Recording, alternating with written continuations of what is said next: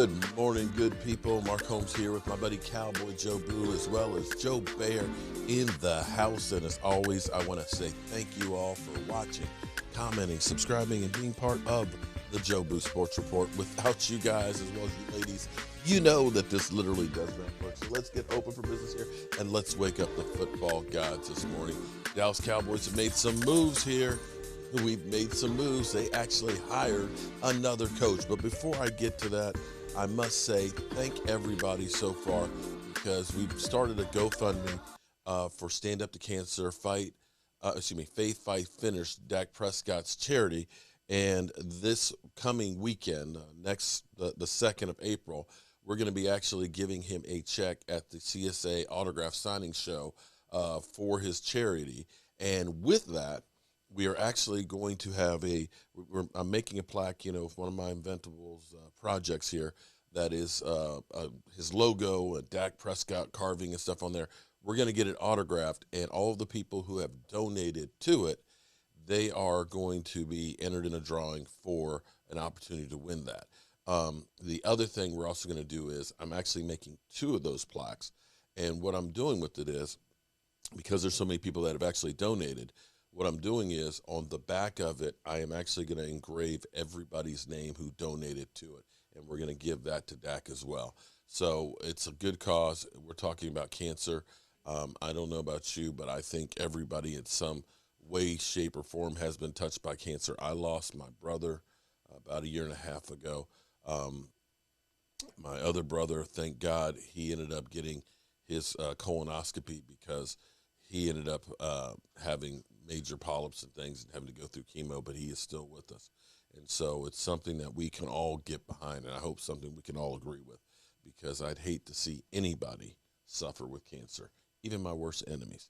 Anyway, back to the Dallas Cowboys here, everybody. Okay, you guys may remember that last year the Dallas Cowboys hired Ben McAdoo as basically a consultant. They brought him here to be an offensive consultant. Now, I don't know that, say, Sean McVay or some of the other coaches bring in consultants. Generally speaking, you would think that the consultant that we would have would be Mike McCarthy for our offense. But the Cowboys, we do things different here in Texas. They hired Brian Schottenheimer. He was the Jaguars passing game coordinator last year.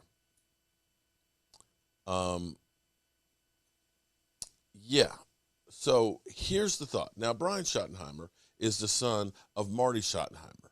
Marty Schottenheimer, who was, basically a running and defensive-minded coach. He literally loved to run the football. In fact, I remember when he had Barry Word and Christian Okoye with Kansas City, and they were beasts. And then, of course, you ended up having him in Washington, where probably one of the biggest mistakes that they made was Marty Schottenheimer got there. They had, it didn't start off well his first season, but by the end of the year, they were 8-8, and he got fired in 1 year. And Washington really hasn't done much since then. So from that standpoint, they kind of screwed up when they got rid of Marty Schottenheimer, and Marty passed away this past year. Now, his son, Brian, of course, has been around the NFL. I'm surprised that he hasn't had actually a head coaching opportunity because of the lineage that he has. When you see the Sean McVays and you see the, some of the other coaches that have been around football forever, he's been kind of that guy as well. He was an assistant coach with the Rams in '97, of course, growing up under his dad's wings. Kansas City Chiefs assistant. Also did some work in college. Quarterbacks coach with the Washington football team. Chargers quarterback coach. Offensive coordinator with the Jets. Offensive coordinator with the Rams. University of Georgia. Quarterbacks coach with the Colts. Offensive coordinator for Seattle for a couple of years. And then this year, passing game coordinator and quarterbacks coach. Now, the interesting thing here is this allegedly isn't just for Kellen Moore. This is also for Dan Quinn. And supposedly, much of his job will center on trends and game planning. Interesting.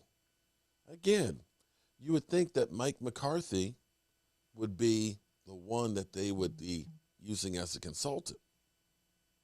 Again, this is another one of those things that make you wonder, tell me again why we have Mike McCarthy? I don't know. I don't know. But maybe there's actually some good news out there, too. Here's where we are as far as the salary cap goes. Right now, the Cowboys have started making some moves. You know, we brought back Sprinkles, tight end Sprinkles. We ended up bringing back, of course, Carlos Watkins. These are all like, team-friendly, dirt cheap, $1.5 million type contracts. So we're filling out the roster, and I'm sure Stephen Jones is going to have the attitude that, yeah, we brought back all of these players that were part of our team last year, and now we can draft the best players possible.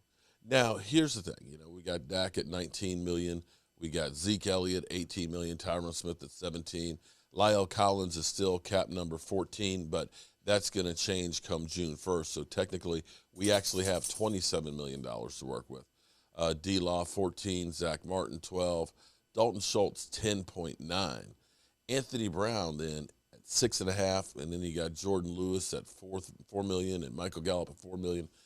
The numbers down below are actually falling in line nicely. And that's when you start getting down to some of the guys that we have that really aren't making much money, like a Malik Hooker at 2.5, or Van Der Esch at 2, or Kevin Joseph at 1.7. So they've gotten the salaries in line. They still have money to spend if they want to spend. But where they've been actually concentrating on more than anything else is they've been keeping the defense, for the most part, together, with the exception of Randy Gregory.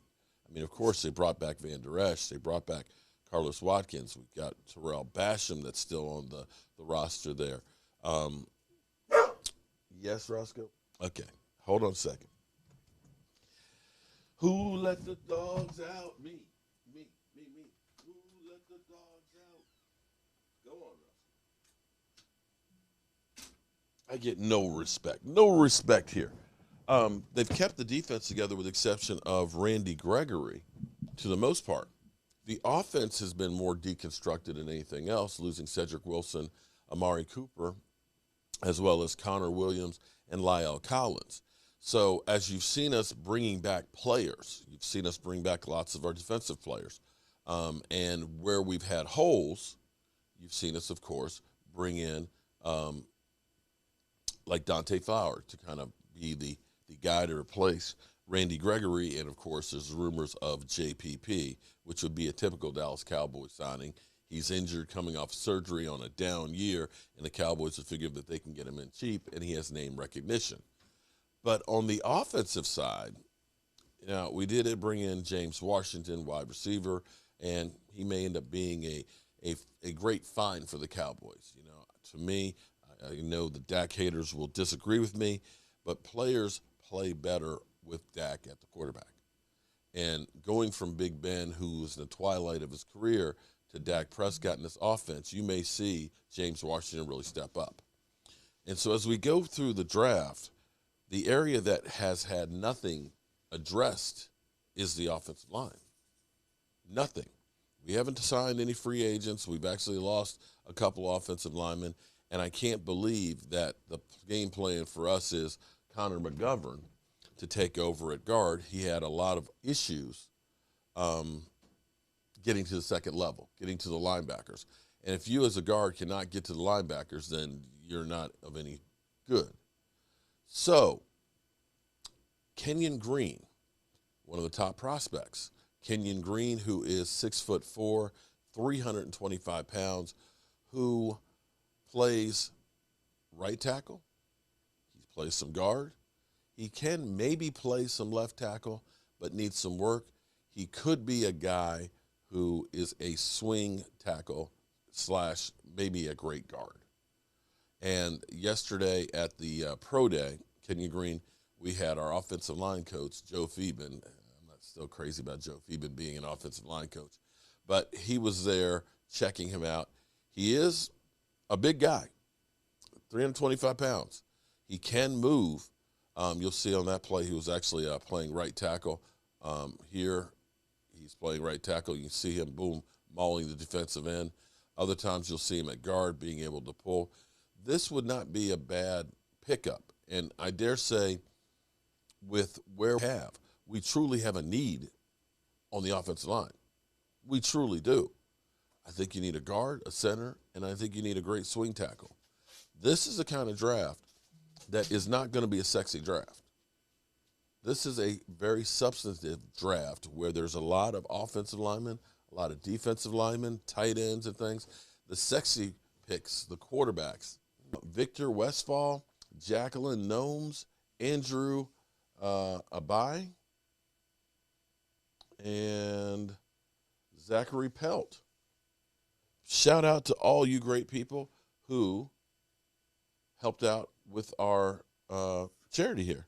And so with that being said, we're going to get ready to get up out of here, and we got work to do in the workshop. And I'm going to do something today that's probably going to make a lot of you guys happy. I know it will because y'all always complaining about it. No, I'm not going to kill myself. No, I'm not going to do that, but I am going to do something. But with that being said, we're going to catch you guys later.